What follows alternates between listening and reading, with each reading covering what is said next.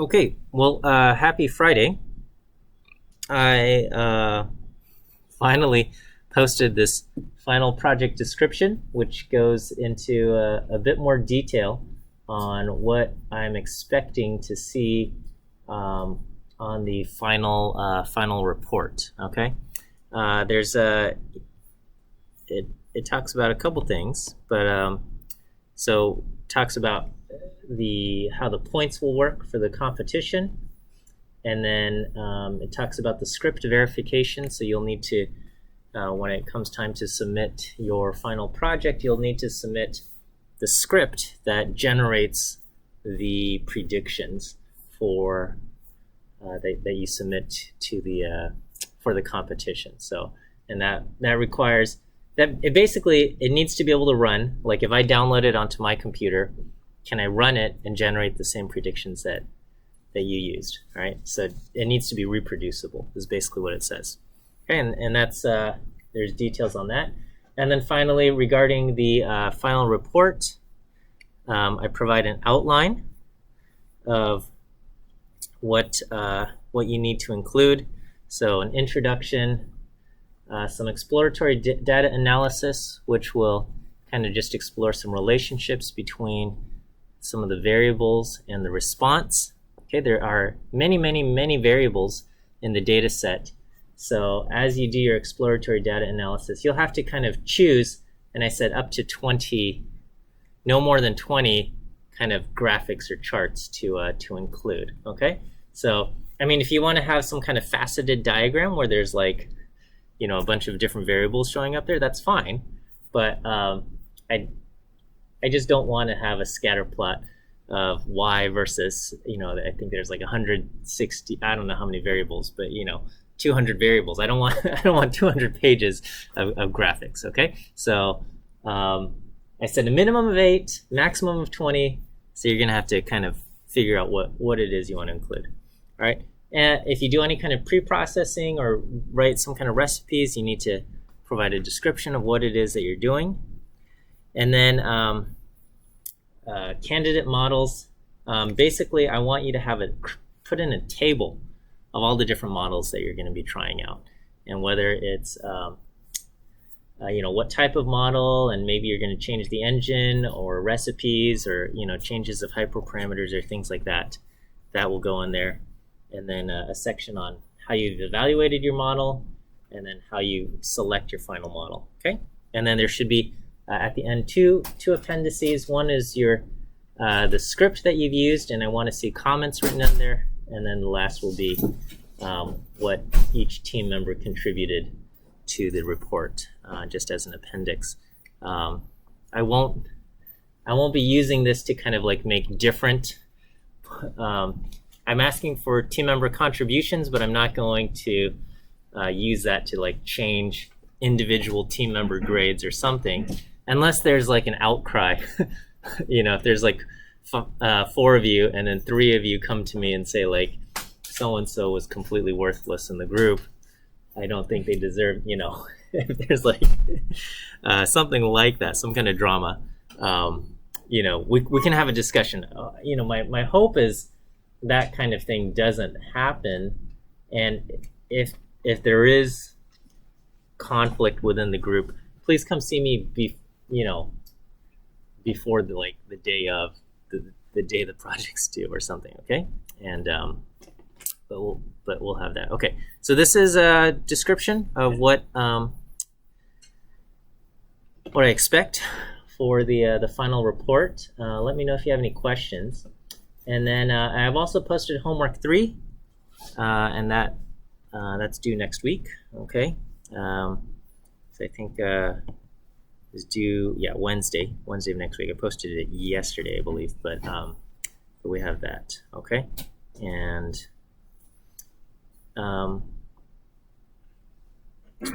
you know, in homework 3, I reference the use of kind of the tuning tools.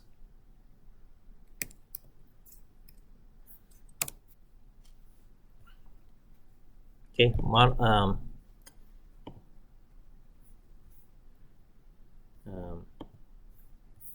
So you can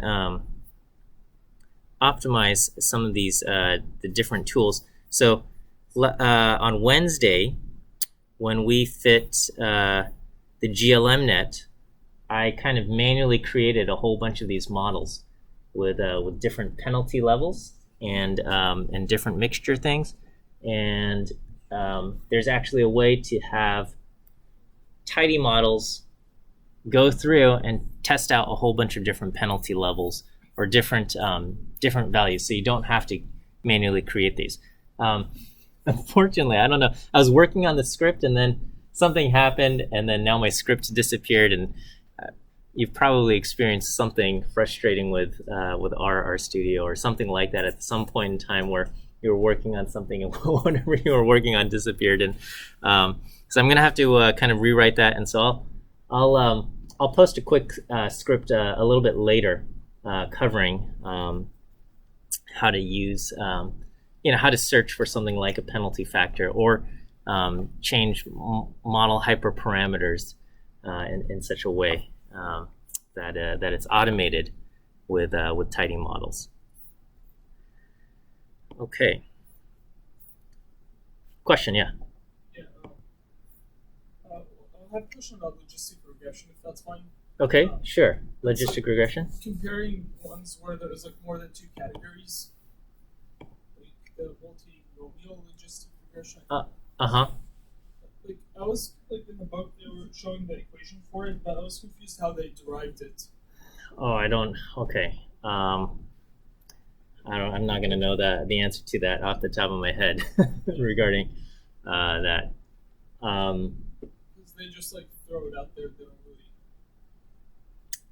really. Yeah. Okay. I'm sorry. I was hoping for a quick, easier question that I can answer quickly. Let me see. I got another easy one, I guess. Okay. Are you gonna do the poll like for the 5? Oh yeah. I'm sorry. I got to set that up and I'll send it out regarding poll whether students would prefer a second competition or the final exam. So, and then regarding the second competition, the final report would be similar in format. Okay. It's page 140. Page 140. Okay.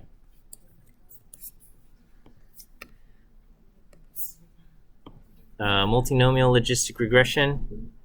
Okay. Y(k) equals this. Oh, okay. All right, so basically they just take, so for single multinomial regression, or logistic regression, they have the top, and it's 1 divided by the numerator. It's the numerator divided by 1 plus the numerator. And then over here, basically, now that we have multiple categories, we're going to do the probability of category A divided by 1 plus the probability of, let's say there's 3 categories, A, B, and C. So we're going to do 1 plus the probability of A, plus the probability of B, plus the probability of C, basically. Okay? And But can you reference me to the derivation of it? I don't know if I have a derivation per se. But I don't know, maybe a quick search online. Multinomial logistic regression derivation. Okay, well, let's see. Wikipedia is a good starting point. Something from a university sounds pretty good. Multinomial. Okay, well, this is just doing it in R. No derivations there.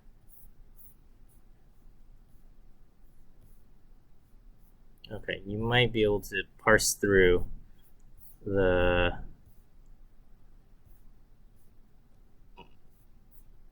Wikipedia page. But this is, yeah, it looks basically, okay, here's kind of your derivation, where the fact that everything has to sum to 1 will end up with basically this in the denominator. and you get all of these other things. The notation might be a little bit different than what the textbook's using, but the overall concept is going to be similar. Okay, with that, let's introduce today's topic, which is going to be on splines, general additive models, things that are nonlinear, local regression. Now, a disclaimer: I'm taking a lot of my slides from previous versions of the class, and what I've been doing is I've been kind of updating them to incorporate tidy models. This one was a little bit too big for me to convert into tidy models here, and so it's still going to be all of kind of like using classical R non-tidy models versions of stuff. Okay, that said, probably the biggest thing from this chapter is going to be the use of splines. Okay, the use of splines, turning your model into something that is able to use splines. And we've actually already seen that being done in the recipe. Okay, so for the recipe, when we were looking at the Ames data housing set, we took the latitude and the longitude and we turned those into splines. And so you can kind of reference in the thing, you can use this function on creating a natural spline. Okay, step NS, and this will allow us to create splines out of some of the variables.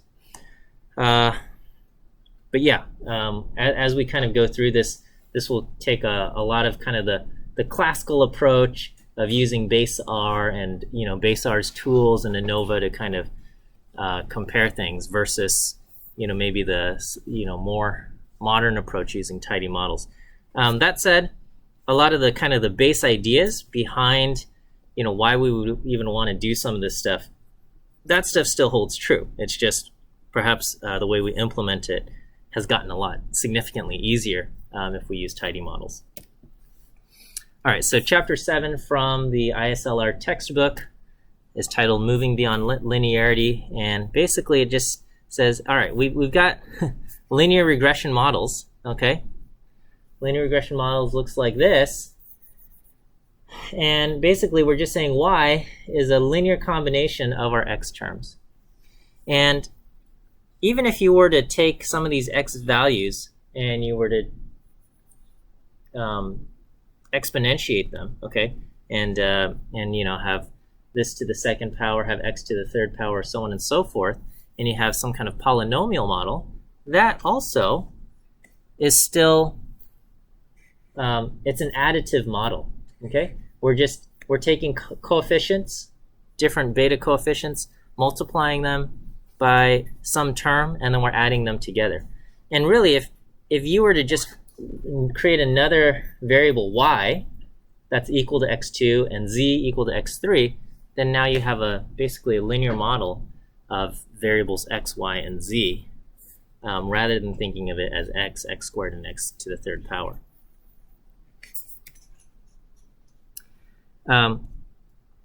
When you have a linear regression model, it's very easy to interpret.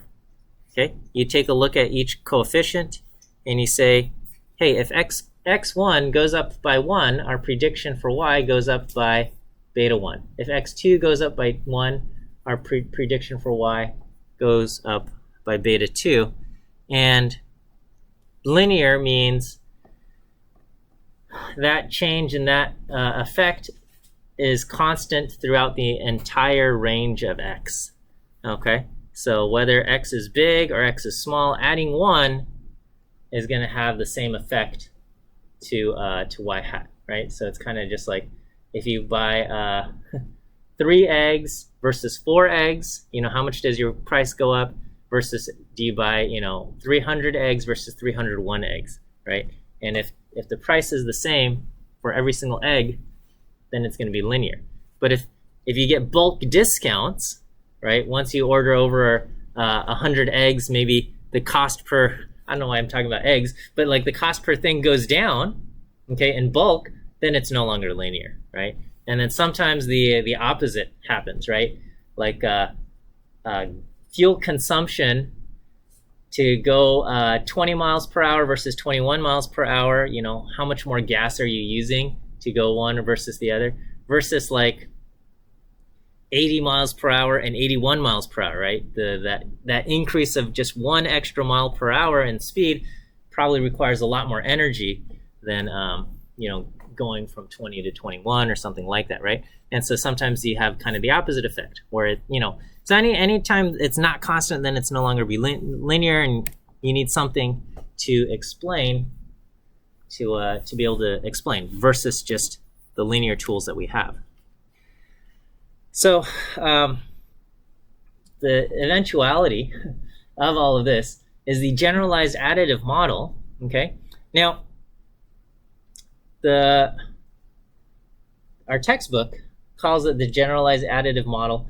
You know, when it comes to tidy models, you would still end up using the linear regression model as a baseline, and you would just have in your recipes, you would convert each of your x values into either a spline or some other form that's not necessarily linear, okay? So with the generalized additive model, we can kind of remove this restriction that x and y have to be nicely defined linear relationships, okay? They don't have to be linearly defined. And then we can also take away the fact that, you know, perhaps that they have to even be polynomially related, right? You know, polynomial, you know, quadratic has this nice curve, and, you know, anytime you have a polynomial function, you can kind of, you're going to have these curves. What we will require is that the relationships be smooth. That will be our kind of one requirement. And then our prediction for y will just take these different smooth functions, and then we'll multiply them by some kind of coefficient and add them together, right? And so this is just some made up data, okay? But, you know, you could have something that has a linear relationship, something that has something that looks like a cubic or polynomial relationship, but you can also have a variable where the relationship to y is something that's not quite, you know, doesn't have a nice shape, right? And it has kind of this, it's got a smooth shape, but just, you know, how do you just define this, right? It's a little bit odd. And so, you know, if we have these predictors x1, x2, and x3, and we can show the relationship that each of these different x variables has with y, we can say, you know what, how do we predict y? Well, we would just plug in some of these things and add them together. So if we had x1 was equal to 7, I don't know, we're valued something around 6. If x2 is 0, this is has a value of 1. And if x3 is 1, we get a value of around 1, okay? Or 1.4, I guess. And if we add them all together, we get 8.4 or something in that realm, okay? And so when we're working with the generalized additive model, sometimes the trade-off is we give up the idea that there is like an equation or a formula that we can work with, okay? So, and I know that feels a little bit strange, because you'd say, well, how do I even make predictions, okay, if I don't have an equation or a formula to kind of plug my x value in, okay? Well, the fact that we don't have a formula, a mathematical equation or formula to work with doesn't mean we can't make predictions. It's basically, we now have like a graph or a table. And so when you fit something like local regression, and you get this, you'll get like a smooth line or a smooth curve added to your plot, but R doesn't actually have, you know, the computer doesn't generate some kind of mathematical equation. It just says, oh, okay, your x value is 7.2, okay? Well, we're going to go to 7.2 and we're going to see, you know, what's the closest value. And we say, okay, well, our closest value for y at that point is, you know, 15.7 or something like that, okay? And that's it. That's it for predictions. You don't have a nice equation. You just kind of look at the the graph, or in the case of R, it's kind of going to be a vector of different values that perhaps you can estimate values in between, but that's what you get.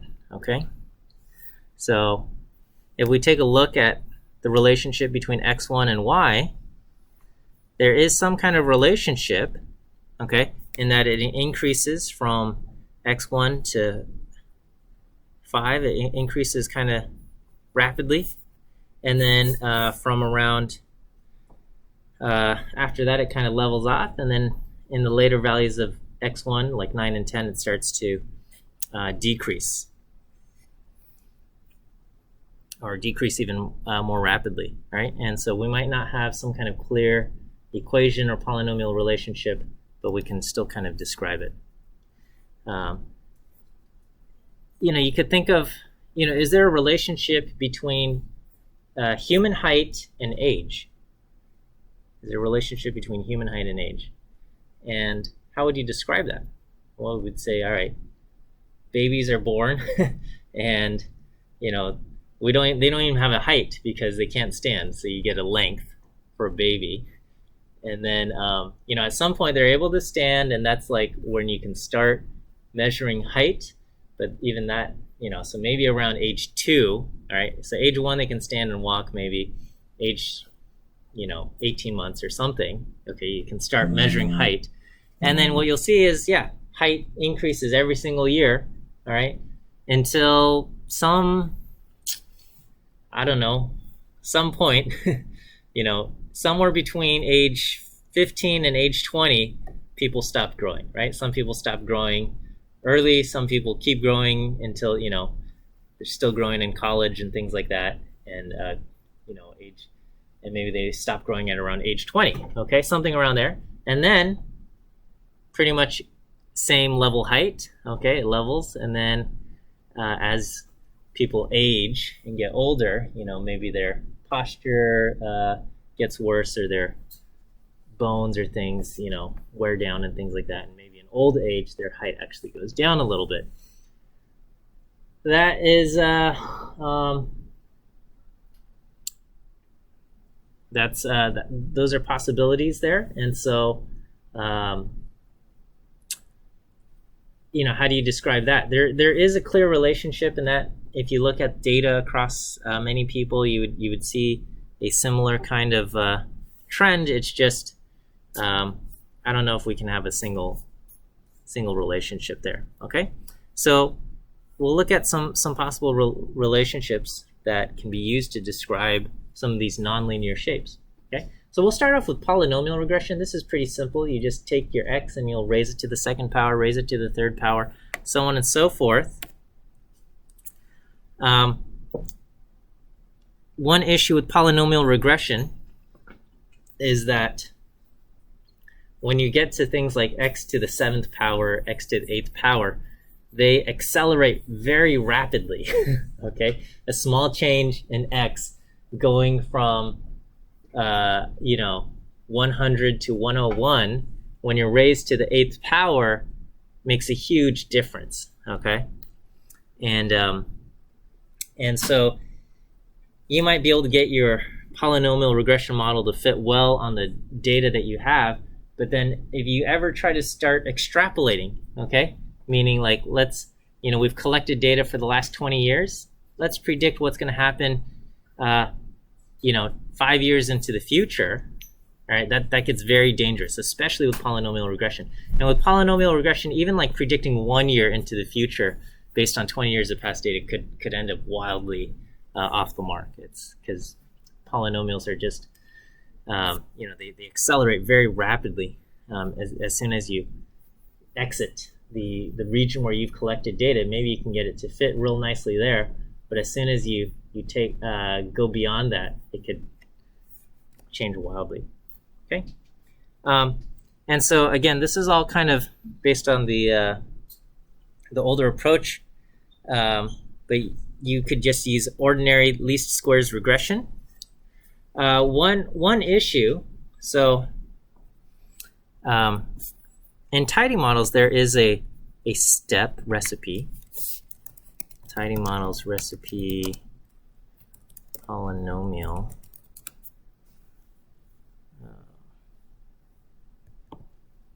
Okay, so you can do step poly, and this will create a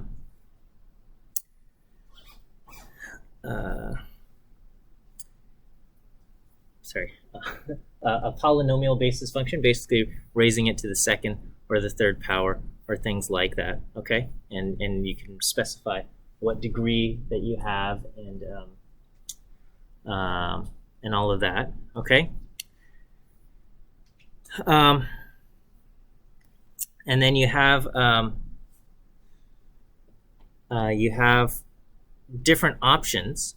Okay, you can choose raw equals true or things like that. Okay, and these again, step poly uses R's underlying the same poly function here. Okay, so these notes and these slides, again, I haven't updated them to tidy models yet, but tidy models does incorporate it, okay, using the same underlying function here, okay, and so you can kind of apply this step to your recipes if you wanted to turn things into polynomial functions. All right, and so one reason, or one thing that R's poly function, which is also incorporated into tidy models, is that when you raise it to the nth degree, poly will create what we call orthogonal polynomials. Okay, which is a weird thing, because you think, okay, well, if I'm going to just raise things to the polynomial power, I'll just take x 1, 2, 3, 4, 5, and I'll square them, and I'll get 1, 4, 9, 16, 25, and I'll cube them, and I'll get 1, 8, 27, 64, 125, and so on and so forth. Okay, and that seems fine and dandy, but we run into a problem in that x squared, x cubed, x to the fourth power, these all will have super high collinearity in that, as x gets bigger, x squared gets bigger, and x cubed gets bigger, and so on and so forth. And so what poly will do is it creates orthogonal vectors that are orthogonal to each other. It looks at the range, okay, and if it says, okay, if x1 goes 1, 2, 3, 4, 5, then for x squared, we're going to get some kind of polynomial relationship where perhaps 1 and 5 will both produce, I'm making up a value, 10, okay, and 2 and 4 will produce a value like, I don't know, 3, and x1 equal to 3, it produces 0, okay? So it goes, 0, 3, 10, or something like that, and you get a quadratic relationship, but it's in such a way that if you look at how x1 behaves, where x1 goes from low to high, and you look at x2, now you get this kind of this U shape, which is quadratic, but what's the correlation between x1 and x2? The correlation between x1 and x2 would end up being 0. Okay, so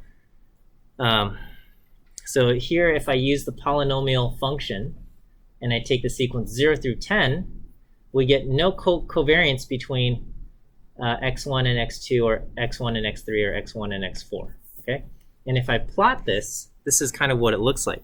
So here is, in black, I have the linear relationship, and in the red dotted, I have the quadratic relationship. Okay, and so if you look at what is the correlation between the red dotted line and the black line, the correlation is going to be 0 between these two things. And this allows us to explore, is there a quadratic relationship between y and x squared? Because we're removing the linear kind of, I guess, linear component of it, and we're isolating just the squared component. And same thing with the cubed relationship. So this dotted line is cubic, and then this green line is dashed line is to the fourth power. And all of these things are orthogonal to one another. Yeah. When you say orthogonal, you mean the product of functions? The orthogonal means if you look at the vector for this range only, okay? It's not orthogonal outside of this range, but for this vector, if you take the dot product of this vector and that vector, the sum is going to be 0. But for functions, isn't it just the integral of the product? Well, it's not going to be for the entire function, right? Because if I raise something to the 4th power, or okay, like, because these things we can extrapolate beyond the range of this data, right? Yeah. Like if there is a function like this, the linear function will keep going in this direction. This squared function will go in this direction. Cube function will go in this direction, and then the squared and cube function, they'll go in different directions, and we can kind of extrapolate that. And the they're not orthogonal there. So here it's producing a vector of values with this component, and if we were to take the vector of values that create this red dotted line or red dashed line and this black solid line, and I say, what's the correlation? So imagine you've got a whole bunch of dots along the red dotted line and a whole bunch of dots along the black line, and I say, what's the correlation between these two vectors? The correlation there is going to be 0. Okay. But let's take this blue dashed line for the cubic. Okay. For this range, I ask, what's the correlation between the black line and the blue dotted line? The correlation is 0. Okay. But if I expand this, right, to, I don't know, I think this goes from 0 to 10. If I expand it to, like, say, negative 100 to positive 100, what's the correlation going to be? The correlation will be very close to 1, because if you look at the linear part being very low, then the cubic thing will also be highly negative. Okay, and then if you look at the linear part being highly positive, the cubic part will also be highly positive. So you'll have a lot of kind of correlation between those two things. Okay, whereas if you look at the squared relationship, then you'll still probably have a relationship close to 0. But again, it's only orthogonal. Like if you calculate the correlation between these vectors of values, it's only orthogonal for this range inside the polynomial thing. And again, once you extrapolate beyond the boundaries, it's no longer orthogonal. Yeah, question? Yeah, so if the poly function finds x values that are orthogonal within this certain thing, I guess I'm a bit confused still with how exactly. Yeah, okay. So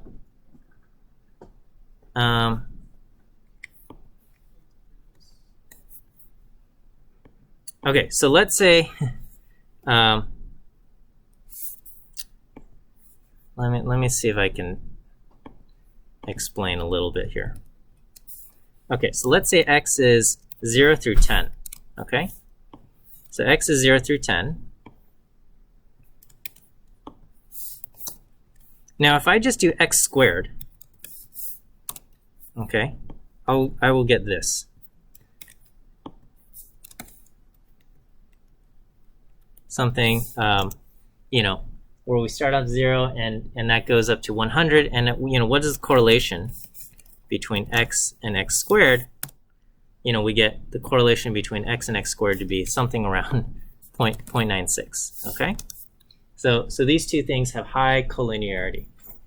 Okay, but on the other hand, I say, well, I want to see if there's a quadratic relationship between, whatever it is and x squared.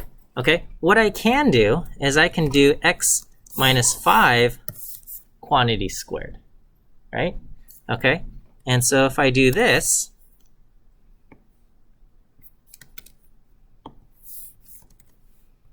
okay, so x minus 5 quantity squared now centers my kind of shifts the quadratic thing, so I have a quadratic relationship between x with x here, right? So this is, what is this? This is the same thing as x squared minus 10x, okay? I guess, plus 25, something like that. Is that right? Okay. And so here, if I say, okay, let me store this.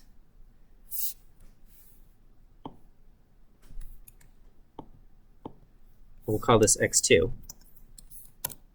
Okay, so x2 is this vector. And ask, what's the correlation between x and x2? The correlation there is going to be 0. Okay, and this is basically what Poly is doing. So it just shifts around. It kind of just shifts the things around.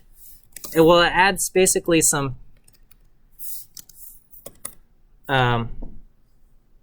terms here.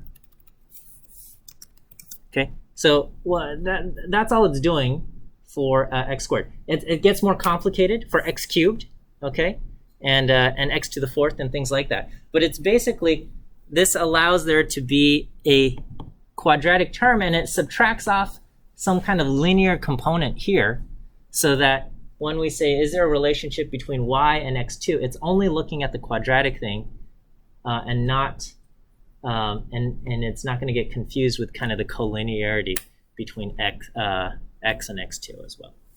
So this allows us to kind of have these vectors that have no correlation between them. Does that kind of make sense? And we're doing this, and Poly is smart enough to figure this out for x cubed and x fourth and all of that stuff. And it has to, if I do Poly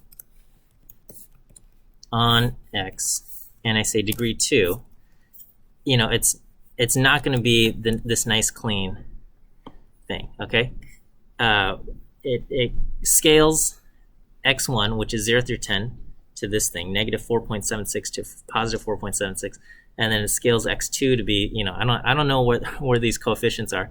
I guess these are the coefficients, 5, 5, and 1, 11, 110, 858. It's hard for, I'm not quite sure what these things are, but you can kind of recover the original things. I'm not quite sure, but it basically generates these types of curves that we can then use into our models. So the idea is to better to do that in order to better estimate the betas.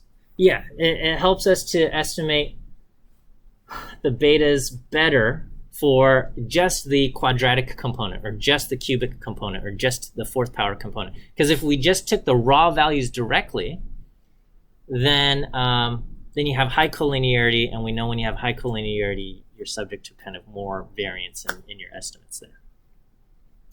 Okay, I don't want to belabor this Poly stuff, because we probably don't use Poly all that much in real life, to be honest.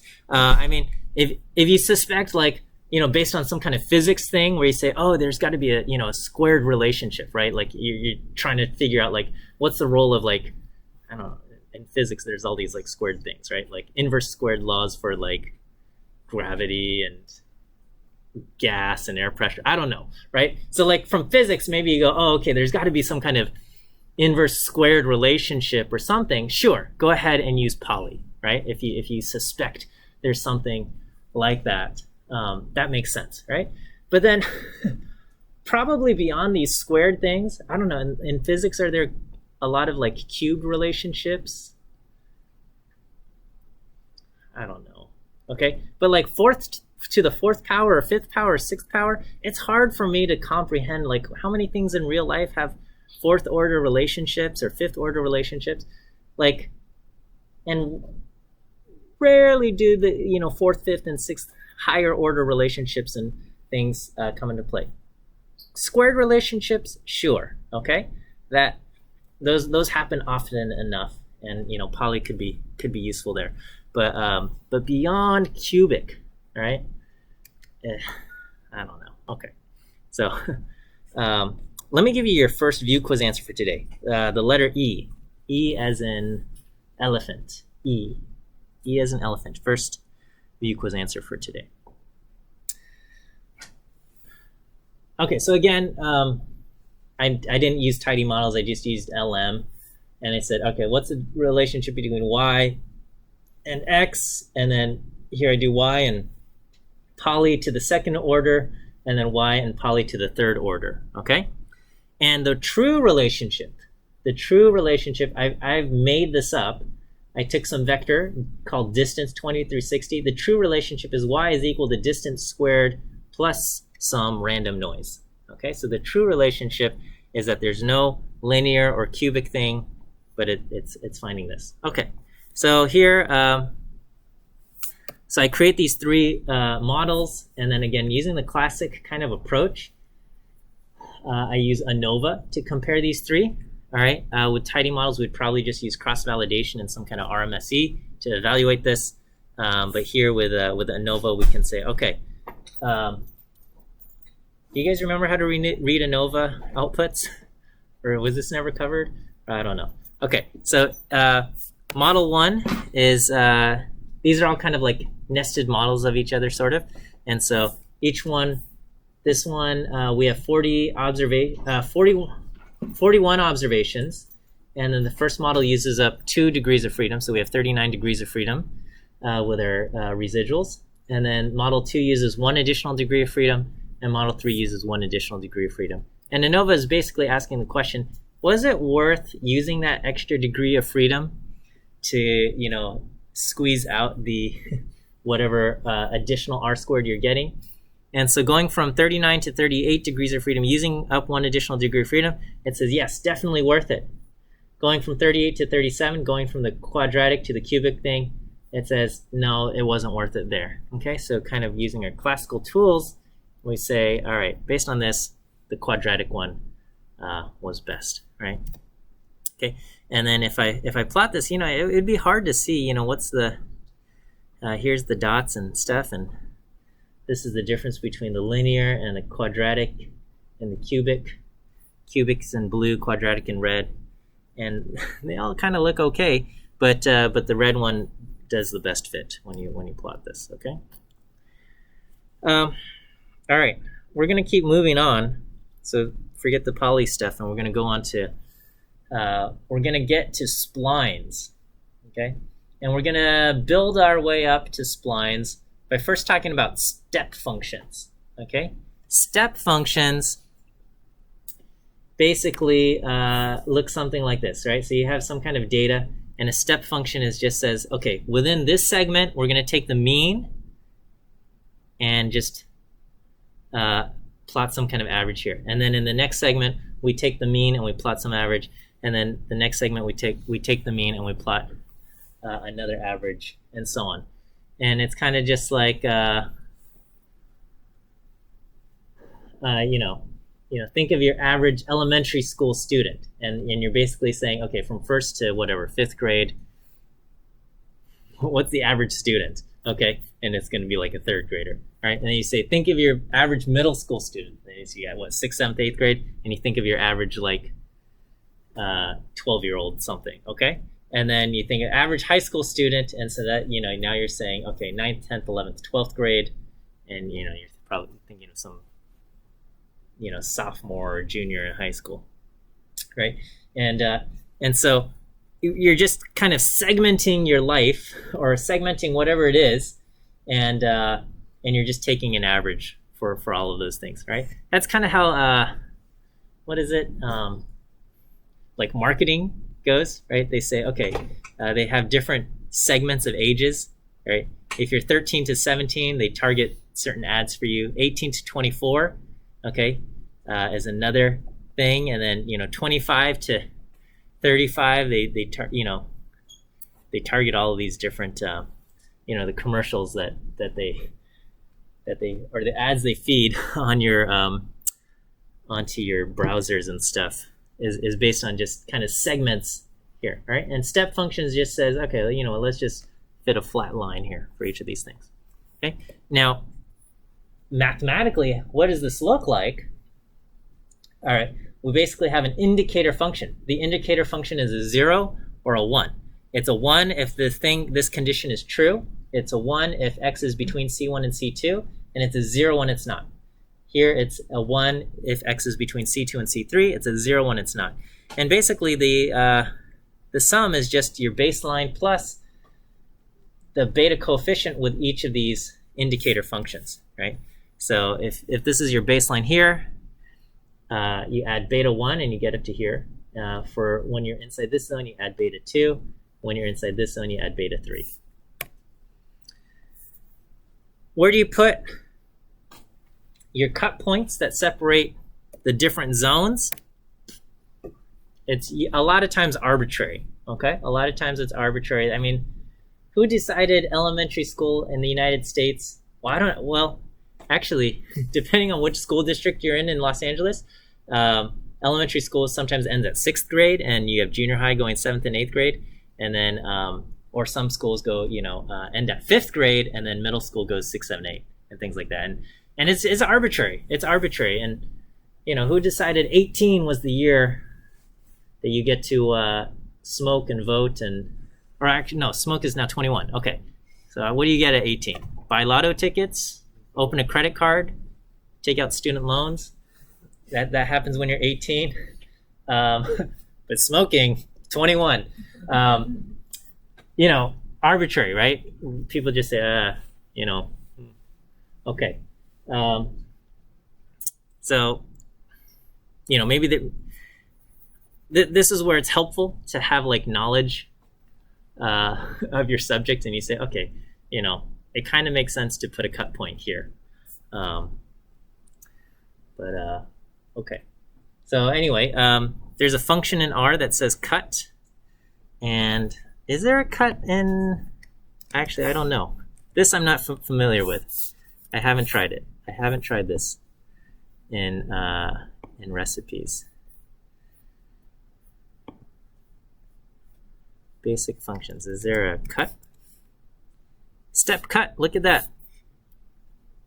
Cut a numeric variable into a factor. Okay. Oh, this might be a tiny. Oh, I guess it's fine. Okay. Well, so there is a cut function, and it's based on R's cut. So there is. This is the cut function, and it creates cut points. Okay, by default, if you say I want 4 cut points, it's going to try to make them equal width, based on basically quartiles of the data. But we have that. Okay. All right. So here you go, and you can say, all right, I want to fit data based on the cuts.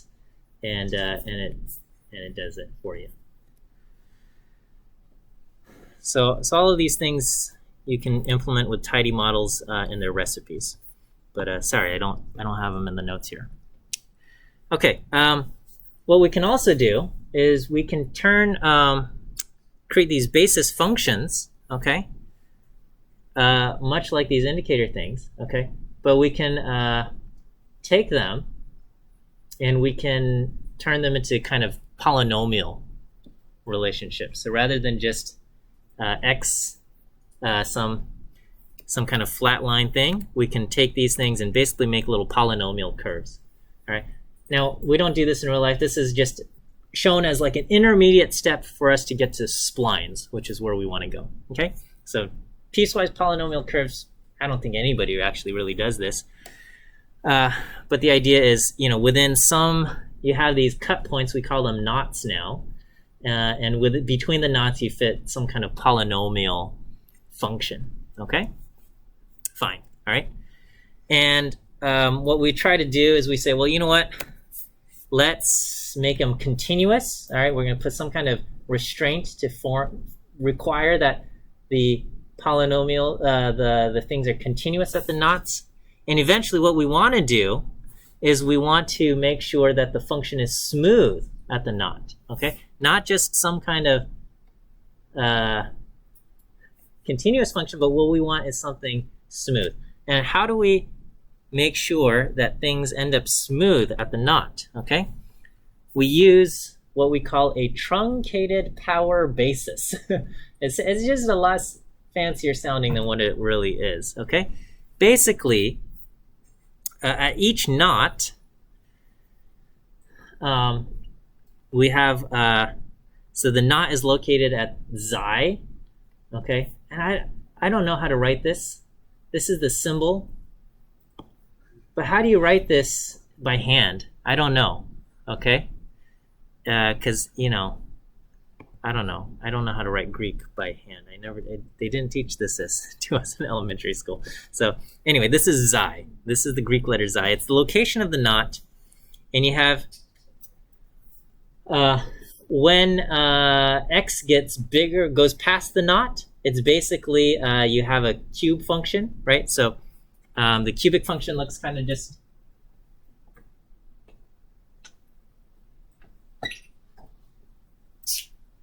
so if you think of, you know, what the cubic function looks like, right? So this would just be x cubed, and basically you're having a knot at 0, okay? And basically what this, oh look, I can actually kind of get it. Basically, it's just saying to the left you've got this, and to the right you have this part that shoots up, okay? And then we're just going to put a knot at some. How do I write xi? Okay. We're going to do this, and we're going to just have this part, and this is over here. And then, you know, you have another knot here, and you just keep doing this. So these are your different. You have your different knots at these different locations, and we're just adding this, right? So we're basically getting rid of the negative side of the cubic function, and we just have these kind of cubic things, right? And see, these are going to be our basis functions, okay? Whereas for step functions, the basis functions were, you know, within some kind of range. It was 0 and 1, or you know, 0, 1, 0, 1, something like that, okay? Over here, it's 0 to the left and a x cubed to the right. Okay, just starting at, you know, wherever the knot is. Okay, now why do we want something like that? How is that even helpful? Okay, so this is what we have. Well, if you look at the knot, the basis function is equal to 0, right? And it's continuous, right? And if you take the first derivative, okay, the first derivative is 0 at the knot, and it's continuous. And the second derivative of this function is also going to be 0 at the knot. Okay, so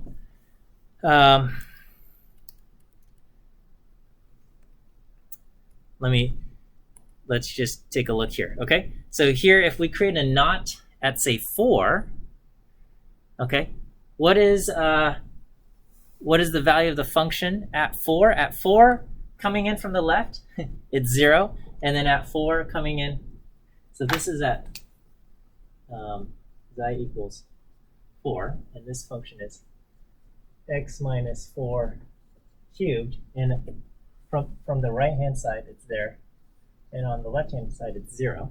Okay, so when you plug in 4, you get 0, and it's continuous at 0. Okay, if you do the first derivative, okay, so d dx at x minus 4 cubed, this is going to give us basically 3 times.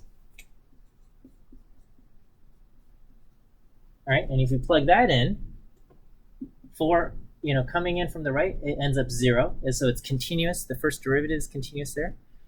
And then if you look at the second derivative, you'll get 6x minus 4, and if you plug in 4, you also get 0. Okay, so coming in from the right, it all ends up 0, and on the left, it's all 0. So it's continuous at each of these things, and so you're going to get because the function itself is continuous, and the first derivative is continuous, and the second derivative is continuous at the knot. All of these things, the function will be smooth. The function will be smooth at the knot. Okay, so what I can do is, so here I just made up some kind of plot here of points. I said, all right, y is 1, 4, 15, 40, 85, 100, 95, 85. And if you do this, these are the dots that you get. And so here we're going to fit a cubic function on xi squared xi, and then we'll add a cubic basis function here, okay, which is going to be the h of x, comma 4. So we put a not at 4, and here I'm just kind of manually creating. We have x is 1, 2, 3, 4, 5, 6, 7, 8. X squared is going to be each of these values squared. X cubed, each of these values cubed. And I know we have the problems of the collinearity here, okay? And then hx, which is the cubic function, but just kind of shifted over to start at 4, we can see it's basically the cubed values 1, 8, 27, 64, but it's just shifted down 4 units, okay? And this will allow us, this is basically the cubic basis function here. And here I just fit the model. Okay, I just say, hey, LM on these things, and if I do this and I plot the result, this ends up being the line that ends up fitting the data. Okay, ends up being the line that fits the data. And so this is me kind of manually fitting a cubic basis function to the data. There's something called a natural cubic spline, and basically it's a requirement that the spline becomes linear at the endpoints, and we constrain the second derivative to be equal to 0 at the endpoints. The math gets more complicated. I'm not going to bother with the math, but you can do this in R by calling basis spline BS on the vector x. Okay. And if you say, all right, make a basis spline, we get exactly the same fit that I did manually, right? So you don't have to do this manual business. This is just kind of to illustrate that indeed this is what we're doing. You call R on it, and you say, all right, go ahead and fit a basis spline here. And then what you can do is you can call fit a natural spline, NS, which is, again, this is natural splines are implemented.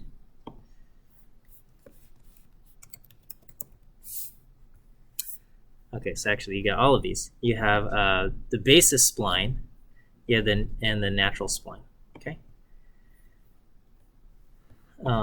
you can call natural spline in R. And here I say make a not at 4. Because there's a constraint that it has to be linear at the end, it actually doesn't have great performance. So for natural spline, you're going to get better performance if you put in 2 knots. So I'm going to say, all right, make a knot at 3 and make a knot at 6. So you look at your data and you say, where is there like a bend? There's a bend at 3 and there's kind of a bend at 6. And so if you put in a bend at 3 and a bend at 6, you get what's known as a natural spline. All right, and again, I know I didn't do it for these lecture notes, but it's all implemented with Untitled models as recipes. And you just call step NS, and we saw it being used when we fit the Ames housing data, and it said, take latitude and turn it into a natural spline. Take longitude and turn it into a natural spline. And it allows for, and the computer is going to kind of figure out, well, what should this spline end up looking like? All right, how do you know how many knots you should choose? Yeah, that's tricky, okay? One is you kind of do some guess and check in your exploratory data analysis. You can just say, hey, does it look like the relationship between this x variable and y will be better served by a nonlinear function? And that's basically the approach that they used in the housing data, right? So in our textbook over here, they said, let's look at longitude and latitude, or here latitude, and what's the relationship between y and x? And it said, oh, you know what? Out of these things, perhaps this spline with 20 spline terms looks to be the best, okay? Somebody else could have looked at the data and said, you know what, 5 spline terms, that looks good enough to me, okay? Or something maybe you could have plotted. So this was kind of just an arbitrary visual check, all right? Other things is you can just say, all right, let's place them at the percentiles, or you can do some kind of cross-validation, or again, some kind of tuning grid search if you want. All right.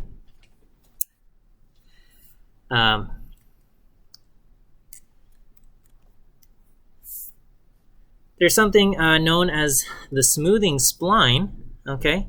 And so with a smoothing spline, it's basically the idea here is we put a natural spline, but we have like knots everywhere. Knots everywhere at every single location. But to prevent this thing from getting too wiggly, too jagged all over the place, because we're using an excessive number of knots, we apply a shrinkage penalty to the smoothing spline coefficients, or the natural spline coefficients. And the shrinkage penalty is based on the second derivative. Second derivative measures curvature. So if you have lots of bends and wiggles, your second derivative, the change in slope or your acceleration or whatever, is all over the place. And so by penalizing that, it forces the things to be smooth. Okay, so if here would be your least squares regression, you're trying to minimize the difference between the actual values and what the function fits. And here we're going to say with smoothing spline, minimize the squared residuals, but also this penalty term based on the integral of the second derivative. Okay. And this is going to measure the kind of total curvature of the function, total curvature of this function. And so if there's lambda equal to 0, then there's no penalty for this, and it's going to say the smoothing spline that we fit would end up equal to fitting a natural cubic spline with a knot at every single value. Okay. On the other hand, if your penalty, if lambda is equal to positive infinity, then with any curvature, your penalty is infinity. Okay. If there's any curvature, your penalty is infinity. So the only way to avoid curvature would be to have a linear line, right? A straight line. And so this, if you have lambda equal to infinity, you would fit a straight linear regression line. Okay, no curvature. And basically anything in between 0 and infinity, and there's a lot of values that you could choose, larger values of lambda will favor straighter lines, and lower values of lambda will end up favoring curvier lines. Okay, in R, if you fit a smoothing spline, you'd fit the degrees of freedom. Let me see.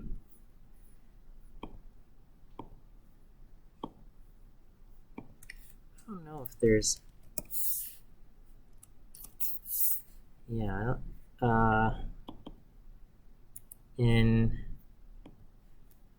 In the recipes, we just fit natural splines, and you would not use this function smooth.spline, which is implemented separately in base R.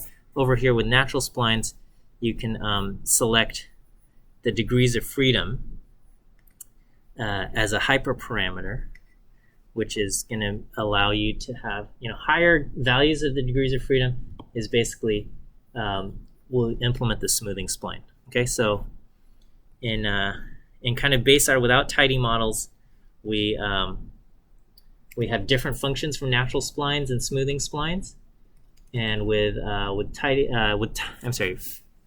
models, it's all implemented using step NS, natural splines, and you would change your options here for how much curvature you want to allow.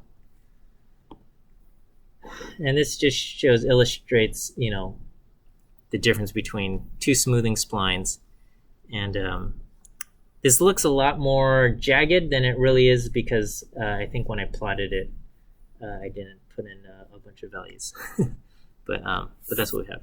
Okay, we have local regression. And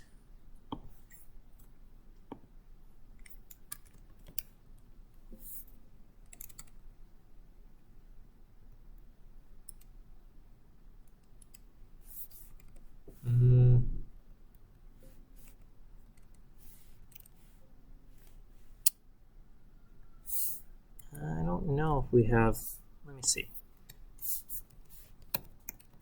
Tidy models, recipes, low S.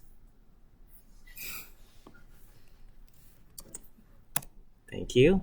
That's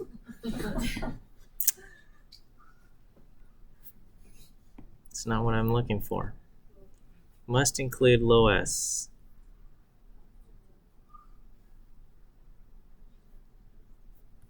Yeah, I don't know. You really want me to eat cookies? Okay. I don't know if we have a. I don't think there's a low S recipe here. Not for recipes. I think you can do. It's going to be a parsnip model.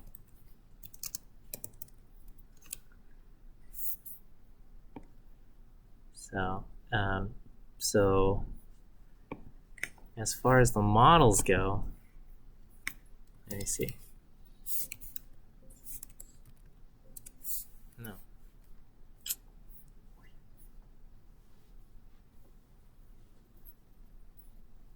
All right. Okay, well,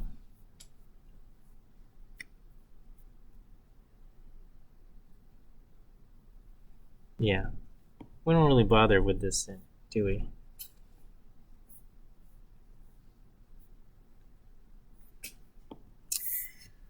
Well, maybe I shouldn't even bother with this. Okay. Have you used LOS or LOS in R? All right. LOS in R just allows you it's this non-parametric thing. All right. And so here's my data set. I've got a dot here, a dot up here, a dot here, and a dot here, and a dot here, and a dot here. And I say, okay, well, how do I fit a line? All right, a straight line will end up looking like this. Okay, and what local regression tries to do is it tries to fit something, tries to fit some kind of smoothish curve to your data. All right, and this is ends up what it gets. Okay, now the way it works is it fits like a rolling window, right? So this, for whatever reason, the authors of tidy models have not implemented this, and that's fine. But I guess just for completeness, I'll cover it, all right? But it's not implemented in tidy models. Not to say that like that's it doesn't exist. If it's not in tidy models, it doesn't exist. But it's a tool. And you basically create a lowest regression model, right? You just say lowest y tilde x, and you can kind of add the lines created by a lowest curve. How does it work? Did you learn about weighted regression? So you have least squares regression, which says minimize the sum of the squared residuals. Okay, weighted regression says minimize the squared residuals, but some residuals are more important than other residuals. And so minimize the important residuals at the expense of letting the less important residuals get bigger. Okay, that's weighted regression. And so weighted regression, weighted least squares regression says multiply basically the residuals by this factor W. And if you have a VIP residual, don't let it have a, or a very important point, don't let it have a big residual. Okay? Who cares about these regular, normal, common values? It's okay if they have big residuals. This is an important point, and we want to shrink its residual. That's weighted regression. Okay? And now, why would you ever do something like that? Well, perhaps you're mixing in data sets, okay? And like one data set, like you spent a lot of time and these points are very accurate. And then maybe the other data set you're mixing in, like there's a lot of error, you don't quite know the data, you might say, okay, well, you know what? These ones, we're kind of using them, but I don't care if the residuals on these ones are that big of a deal or something. Or you can have whatever reasons for having different weights for these residuals. Okay, so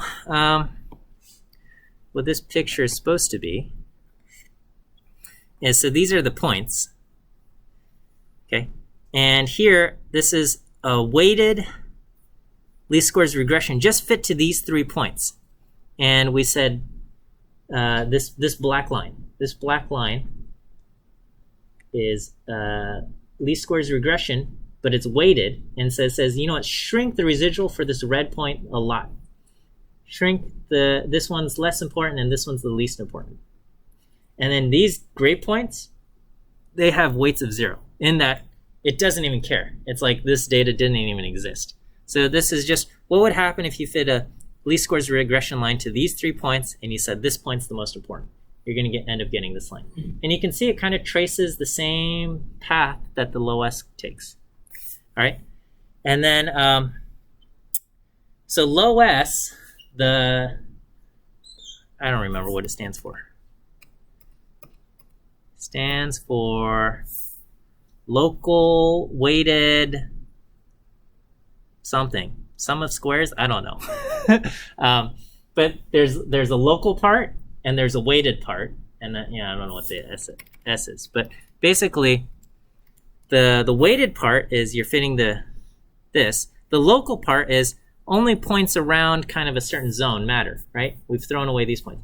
And so as I'm going to go to kind of move my window along, all right? And now I'm going to take these data points and I'm going to say this is the most important point. And then, but we also have these other points. These are a little bit less important. This one's a little bit less important. And we're going to fit weighted regression just to these 4 points. Again, these ones have 0 weight. And so the line, the linear regression line in black is traced out here. Okay.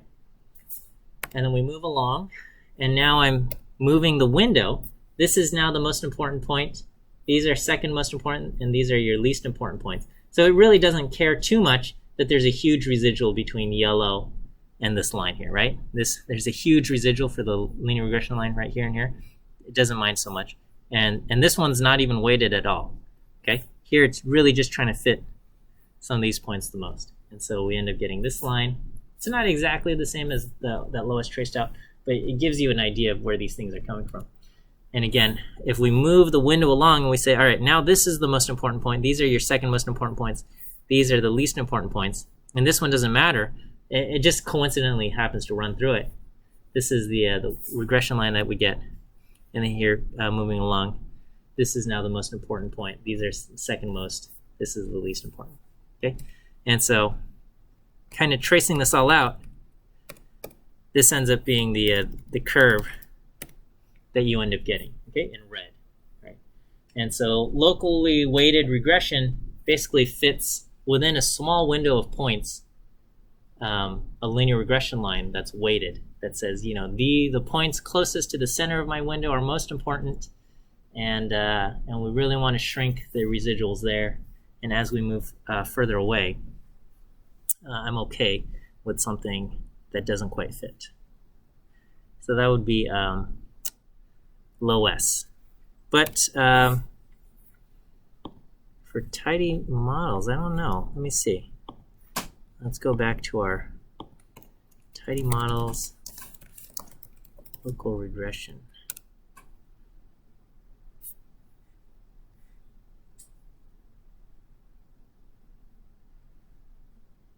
I don't see it.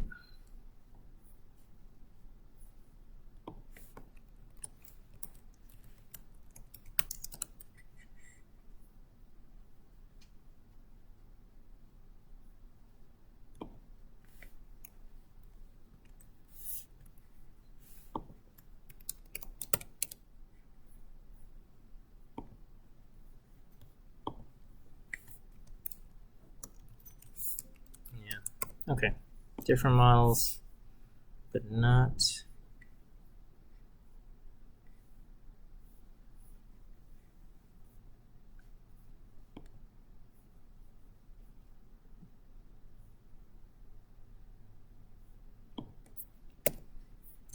All right. Okay, so the last bit. Oh, let me give you your second view quiz answer. Second view quiz answer is the letter B. B as in bear. B as in bear is your second view quiz answer.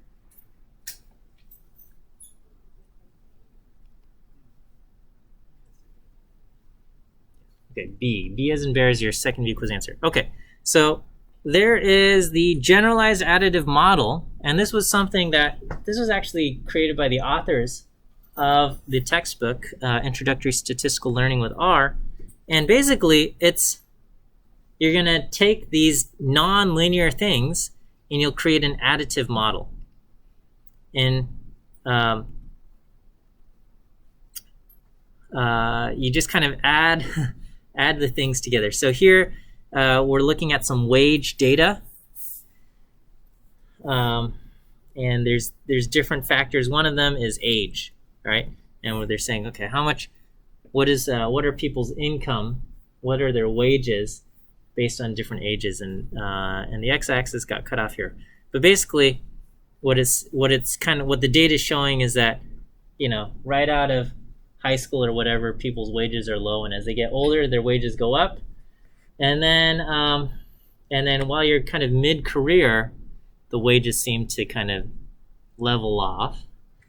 And then perhaps, after a certain age, if people are still working, maybe their wages start to come down. All right. Now, how can we capture this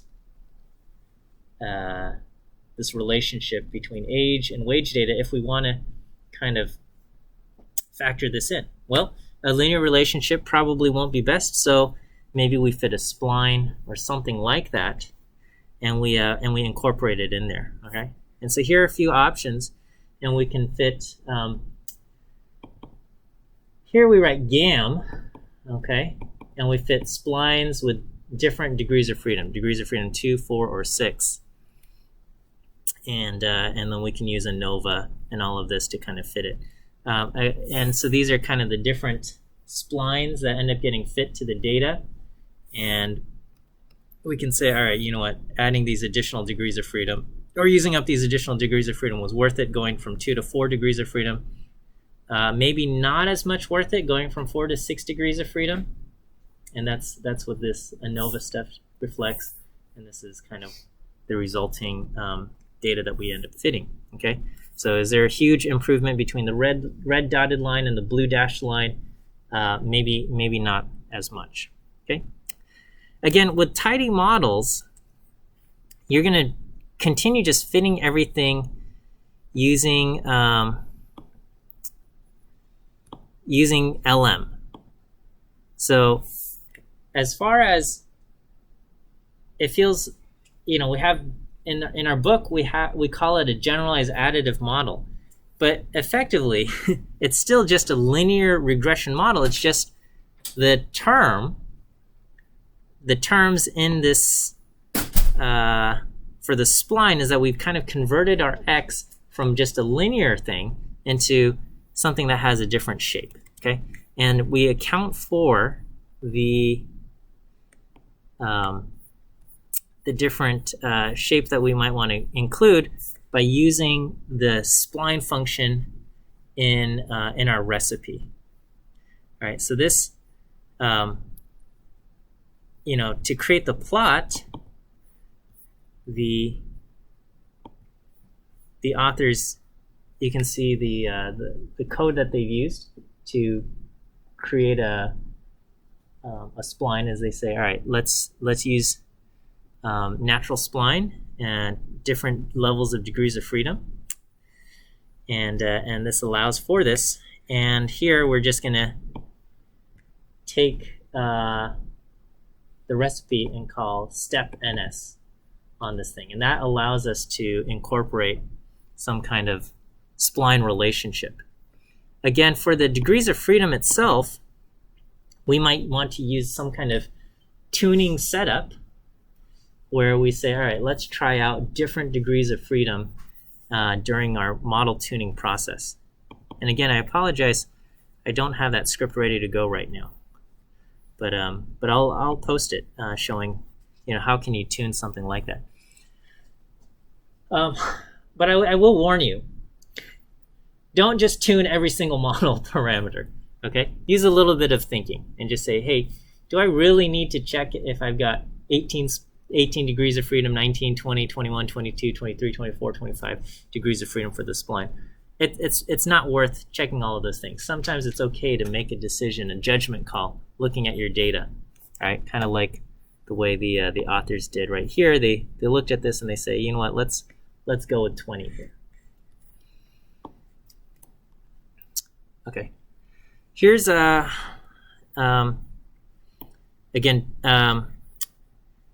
the authors are looking at the relationship between some of our different variables, right? And here they created a plot for wage versus year. Okay, when was the data recorded? And is there a relationship? And looking at this is just kind of the exploratory data analysis stage. Is there a relationship? I don't know, not really, but sure, we'll throw it in there, okay? And we'll try different splines and see if this does anything, okay? So first we just fit a linear regression fit, and it says, oh yeah, you know what? There's a small difference, okay? You add something to the year, and the wage goes up a little bit. That seems to do something, okay? But what about fitting splines? And so here, adding splines, using more degrees of freedom for each of these splines, versus the linear regression fit doesn't seem to make a huge difference, okay? Our p-values for each of these things when we use Anova, comparing these different spline fits, not much improvement, so probably don't even bother. We'll include year as a variable, but just leave it linear. What about education level? Okay. So for education, it's in the data, it's recorded as categorical, right? So this first person, less than high school. The second person is level 4 college graduate. Level 3 is some college. Level 4 is college graduate. Level 2 is high school. And here it's categorical. In this circumstance, it might actually be okay to convert a categorical variable into a numeric one because this is ordinal, right? So a lot of times I constantly warn my students, don't treat your categorical variable as numeric, right? Like don't take someone's area code and treat that as a numeric value, right? Don't take someone's hair color and treat that as a numeric value. But in this case, education level, your categories are didn't graduate high school, graduated high school, has some college education but didn't finish their degree, completed their college degree, maybe an advanced degree after that or something like that. And in that case, maybe it's okay to treat these as like 1, 2, 3, 4, 5, and say, the person with education level 4 has more education than the person with education level 3, which has more education than the person with education level 2, and things like that. We might not want to leave it as a linear regression, linear relationship, because we don't necessarily want to say the difference between level 3 and level 2 is the same difference between level 2 and level 1, or the difference between level 4 and level 2 is the same as level 3 to level 1, or something like that. That's what a linear thing would be. But we might be able to leave it as numeric and take into account the fact that there's different distances between these kind of points by using a nonlinear relationship. So here we plot wage versus education as a numeric variable, and then we can say, all right, let's try fitting some kind of spline thing so that accounts for maybe the different distances between the different x values. Okay, and so here's the kind of the linear fit, and we can say, all right, what happens when we fit different spline levels, and going from linear to having a spline with 2 degrees of freedom does some improvement, but going from 2 to 4 degrees of freedom, maybe not as much worth it, okay? And so on and so forth. So you can kind of take into account the fact that, there is this ordered relationship, but the the difference between these things might not be exactly the same. Maybe like star ratings. Star ratings on, I don't know, where do you leave star ratings? Okay. I don't know. Do you still use Uber? I don't know. And do you care about star ratings on Uber? Because I feel like on Uber it's either 5 stars, they got me to my destination, or like anything less than 5 stars feels like a fail for the Uber. I don't know. Maybe that's just me. I don't know how you guys feel about. It's like it had to be really bad if I'm going to give them a 3-star rating or something, right? And so, what the difference between 5 stars and 3 stars on Uber is pretty dramatic. I feel. I don't know. But anyway, maybe it's okay to kind of have this linear, not linear, numeric thing for star rating. Okay, and even like product reviews on the internet. You go on Amazon or something, and this 3-star product, 4-star, 4.5 star. I don't know. What's the difference between a 4.5 and a 4.7 star? Maybe not that big of a deal, but the difference between like a 3.8 and I don't know. Well, I'm making things up here, but so it might not be linear, right? The star ratings on Amazon might not be linear, but maybe it's okay to treat them as numeric. So again, we can use any of these kind of spline fits and incorporate that. So here is what the spline fit might look like, and ever so slightly there's a tiny bit of curvature here in the data. I think this is simulated data, so it's hard to base all of this. Okay. Anyway, this is all old stuff using not using tidy models here.